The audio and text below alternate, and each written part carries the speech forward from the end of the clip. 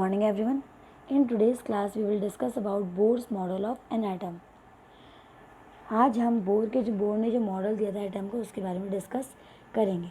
इन्होंने कुछ पॉइंट्स दिए वो ये हैं.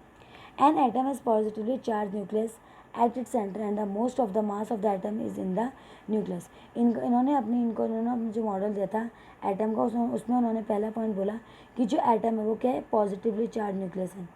एटम जो है वो क्या है, पॉजिटिवली चार्ज न्यूक्लियस है. ठीक है, उसके सेंटर पे. और सारा जो मास एटम का वो कहाँ है, न्यूक्लियस पे ही है.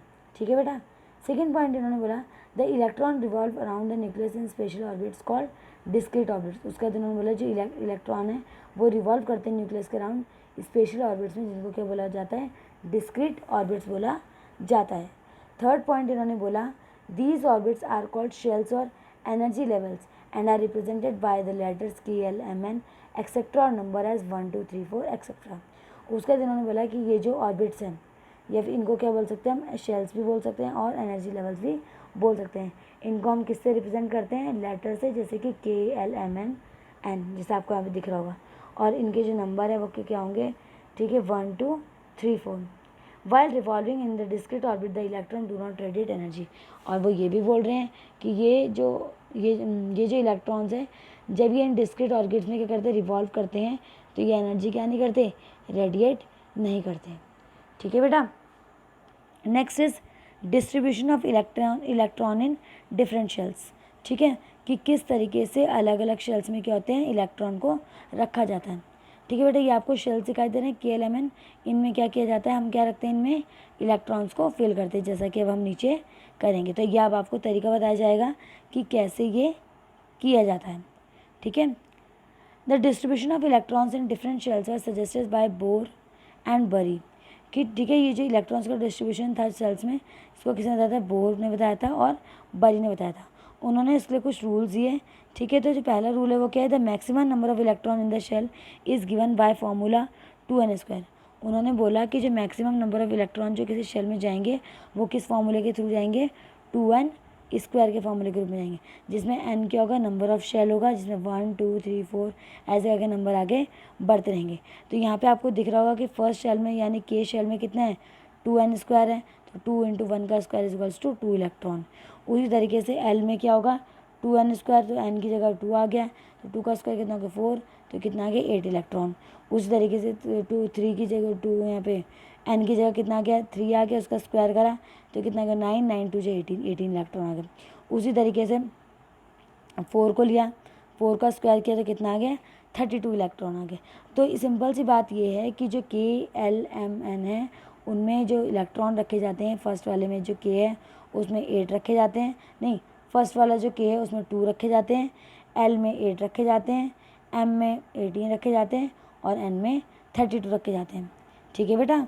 The maximum number of electron that can be filled in the outermost shell is 8. और जो मैक्सिमम नंबर ऑफ इलेक्ट्रॉन जो आप कहाँ भर सकते हो, आउटर मोस्ट शेल में भर सकते हो, वो कितने हैं, 8 है. Electron can not be filled in shells unless the inner shells are filled. और जो इलेक्ट्रॉन्स हैं, ठीक है बेटा, उनको हम बाहर फिल नहीं कर सकते जब तक अंदर वाले शेल्स कंप्लीट ना हुए.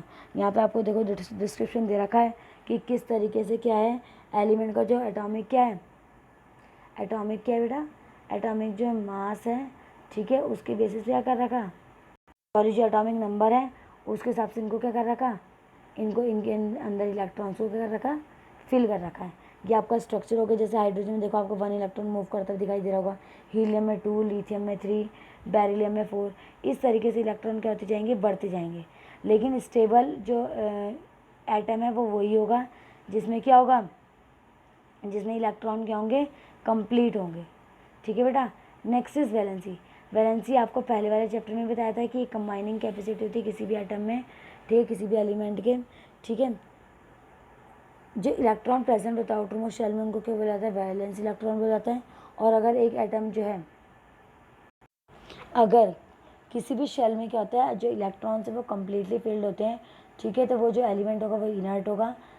ठीक है, साथ ही साथ लीस्ट रिएक्टिव होगा और उसकी जो कंबाइनिंग जो कैपेसिटी या फिर जो वैलेंसी होगी वो क्या होगी, 0 होगी. ओके बेटा. Of the inert element helium has 2 electron in outermost shell and the atoms of other element have 8 electrons in their outmost shell. Atoms having 8 in the outermost shell is having octet configuration and are stable.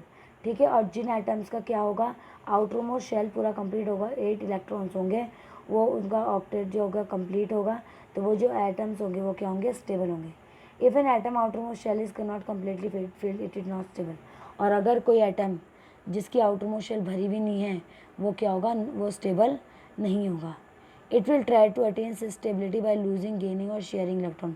और वो stability को कैसे पाएगा, या तो donate करेगा, या बोरो करेगा, और या फिर क्या करेगा, शेयर करेगा.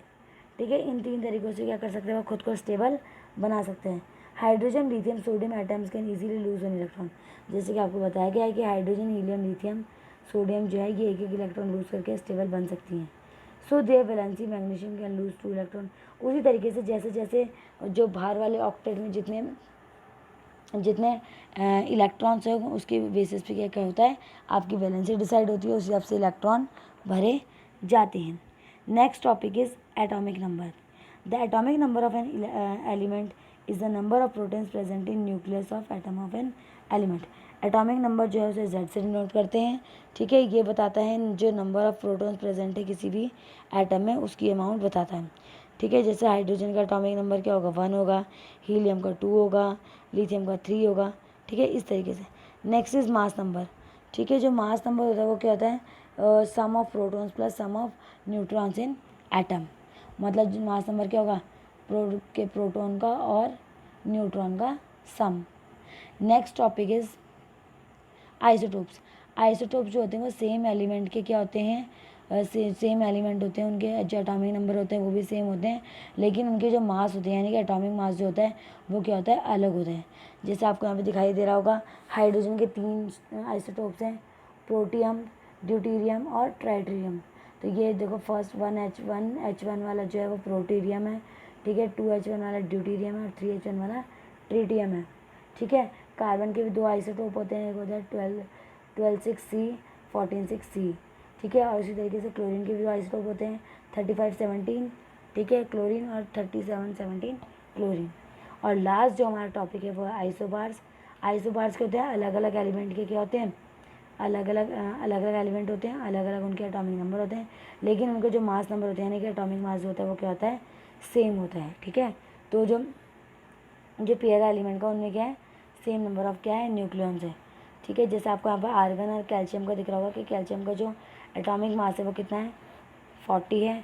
ठीक है, और आर्गन का ही 40 है, लेकिन उनका जो एटॉमिक नंबर है वो कितना है, 20 और 18 है.